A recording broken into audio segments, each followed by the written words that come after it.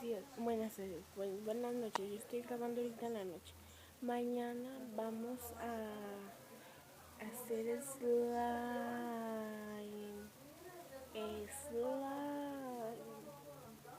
Creo que vamos a hacerlo casi igual, pero diferente. Yo lo hice, pero pues no sé si quede. Lo ocupé lo siguiente: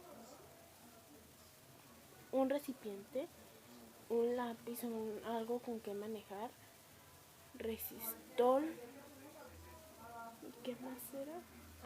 Y jabón líquido. Si no tienes jabón líquido, puedes hacer tomar tantito en polvo y ponerle tantita agua. Viene siendo el slime como este. A ver, como este. No se nota muy bien, pero pues mira, como este Sandra Valeria. Ahí está.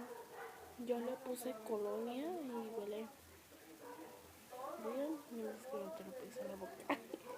Bien. Y eso es lo que vamos a ocupar. Ya mañana yo voy a estar grabando desde el panteón. Desde el panteón voy a estar grabando. Voy a llevar mis materiales y los voy a hacer. Así que mañana subo el video para hacer algo muy importante. Slime. Nunca se lo ponen en la cara. Bueno, adiós, no olviden darle un gran like, así bien grandote, y suscribirse en el botoncito de aquí abajito,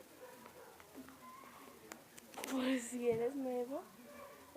Yo me llamo Regina y adiós. Y si quieres que te mande saluditos, hola, saluditos, no olvides comentármelo, dale like y suscríbete. Y ya. Y comparte mis videos. Qué bueno.